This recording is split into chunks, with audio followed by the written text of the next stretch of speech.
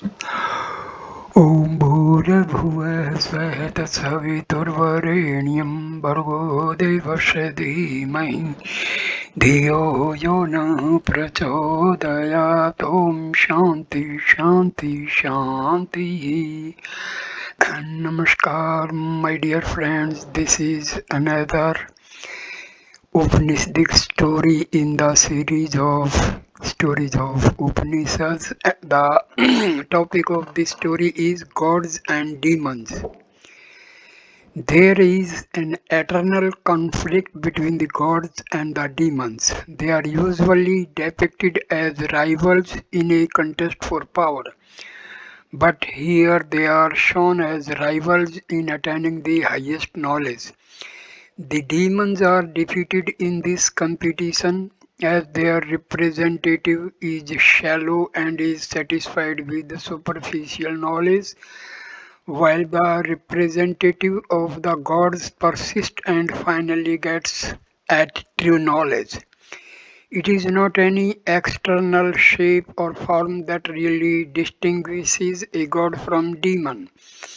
It is the inner attitude of a person towards the eternal realities of life that decide his category. This fact has been illustrated by a beautiful allegory by the seer of the Chandogya Upanishad.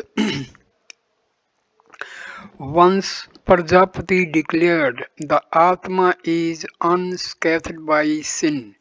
He is untouched by old age, death, and sorrow of any kind. Hunger and thirst affect him not. He desires nothing but truth. His will is in tune with the reality and therefore is always fulfilled. It is this Atma that ought to be sought and ought to be known. He who tries to find out this Atma and understand him obtains all the words and has all his desires fulfilled. Both the gods and the demons heard of this great pronouncement. They thought, we shall try to know the Atma. We shall seek this knowledge that promises all the words and the fulfillment of all desires. Indra, king of the gods, and Virochana, the leader of the demons, went to Prajapati with the sacrificial fuel in their hands like disciples. When Prajapati saw them, he asked them, with what intent are you here, dear friends? They said, great preceptor, sir, it is in order to know from your lips the knowledge of the Atma that we have come to you. Prajapati then asked them to stay with him for 32 years. They stayed on observing the strict discipline of a brahmachari. At the end of that period, Prajapati addressed both of them. This, the person that is visible in the pupil of the eye is the Atma. This Atma is immortal, is fearless. This is a Dharma. It is this that is visible in the water and the mirror when you look into them. Look into both and tell me what you see. Inform me if you do not know the Atma even then. They went again the next day. Prajapati asked them, friends, what is it that you observed?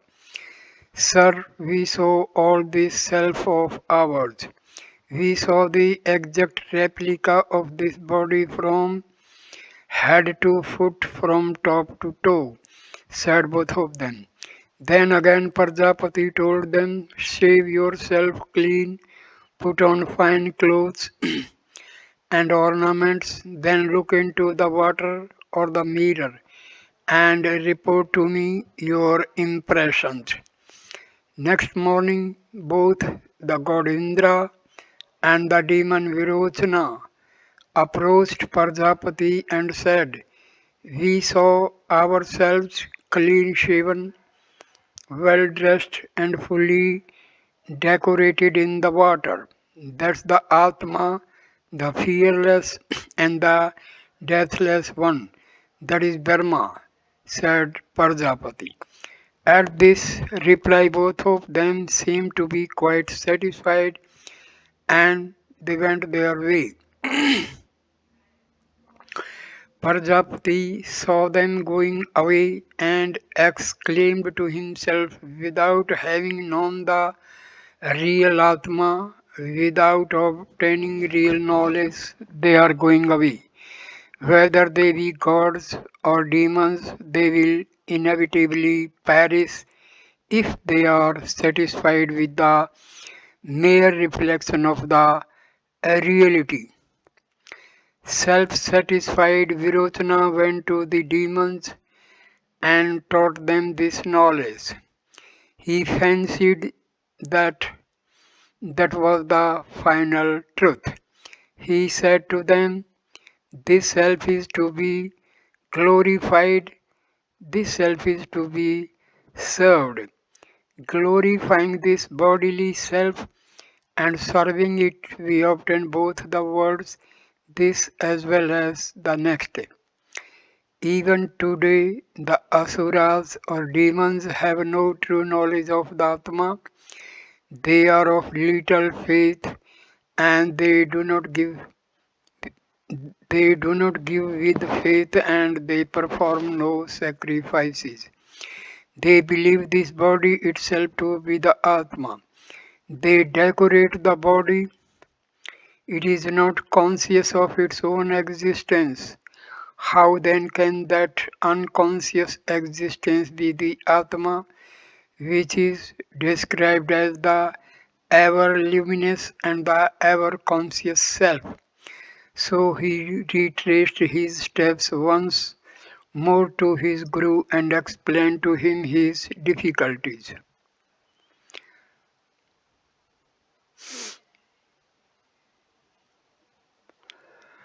Pradapati was more kind this time and asked him to spend only 5 years more with him. Thus Indra had to stay more than 100 years in all at his Guru's place. After the stay of 5 years, Prajapati called Indra and said, O Indra, you have deserved the knowledge of the highest truth by your persistent effort, tenacity of purpose, and by your penetrative inquiry. This body is a perishable piece of matter. It is devoured by death when the time comes. This is the mortal abode of the immortal bodiless spirit. So long as the spirit lives and is in this body and is attached to it, it seems to be affected by good and bad, by the desirable and the undesirable. But essentially, the bodiless spirit is beyond all dualities. The wind, the cloud, the lightning take form and shape for a time in the formless and shapeless sky. They vanish after their time and function are over. So too, bodies take shape and form and vanish away but are the abodes of the Atma for the time being. So long as the Atma resides in such bodies and attaches himself to them, he seems limited and restricted, but again, when freed from the body, becomes one with the infinite spirit. When the Atma leaves the body, he goes wandering freely in the infinite worlds.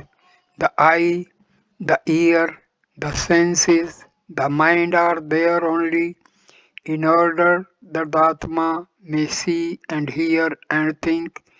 It is on account of the Atma and in the Atma that things and beings exist. He is the truth and the final repository of all existence. Indra in return Indra in turn imparted this knowledge to the gods. It is to this knowledge that they owe their godliness. So here ends this video. Please like, comment and share the video and subscribe the channel. Thanks a lot. Namaskar my dear friends.